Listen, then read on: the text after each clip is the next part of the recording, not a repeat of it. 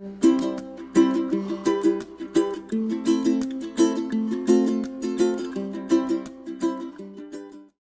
conflicto, como sabes, forma parte de la naturaleza humana. En una organización empresarial, el conflicto forma parte de la vida cotidiana. En el curso que estamos realizando hablamos de qué tipo de conflictos se suelen generar en la organización. Especialmente nos concentramos en aquellos que tienen su origen en la comunicación y en el estilo de liderazgo que prima en esa empresa. Tratamos un poco cómo es el ciclo del conflicto, cómo se puede reconocer una situación en la cual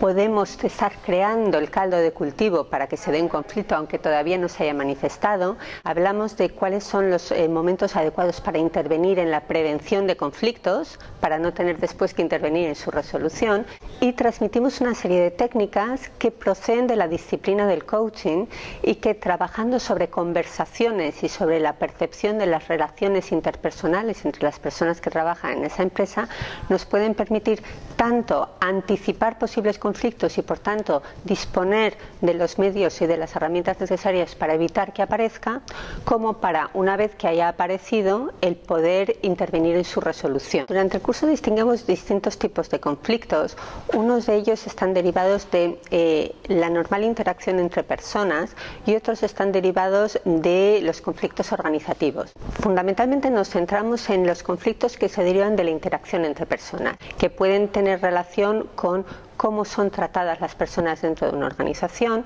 que pueden estar relacionadas con cómo se tratan las personas entre sí, personas del mismo nivel,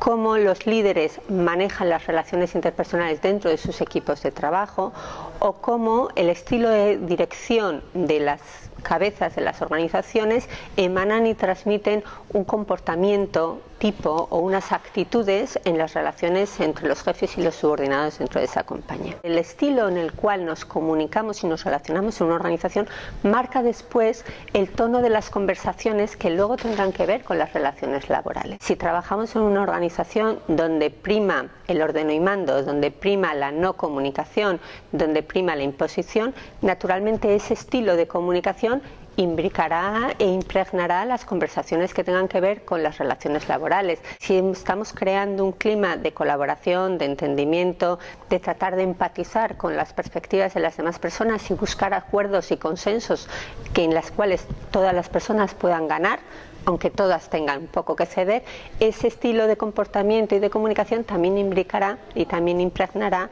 las comunicaciones y las reuniones en las cuales se tratan relaciones laborales. Estamos trabajando varias técnicas. Una de ellas es cómo se establecen los lazos de confianza entre las personas,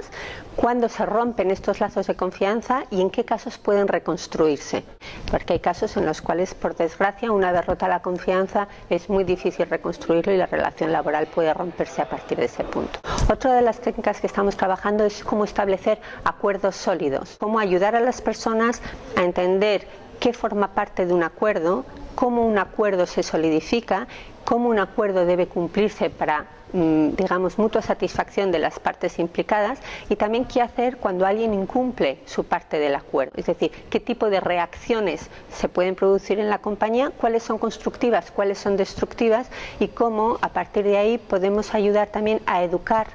a las personas para reconstruir relaciones a partir de acuerdos que no se han cumplido. Y una tercera posibilidad y un tercer eje de trabajo son las creencias o puntos ciegos que todas las personas tenemos. Todos nosotros tenemos aspectos que no conocemos muy bien, que no sabemos manejar, pero que las personas que nos rodean están viendo cada día, ¿no? Son nuestras áreas de mejora o nuestros defectos que para nosotros pueden ser menos visibles, pero que para quienes nos rodean y nos ven cada día en el desempeño, enseguida notan que esa puede ser un área de mejora nuestra. Pero muchas veces no se dicen, ¿vale? Entonces hablamos de cómo verbalizar y de cómo expresarle a una persona cuáles son sus áreas de mejora y cómo ayudarle a trabajar sobre esas áreas de mejora desde una perspectiva constructiva.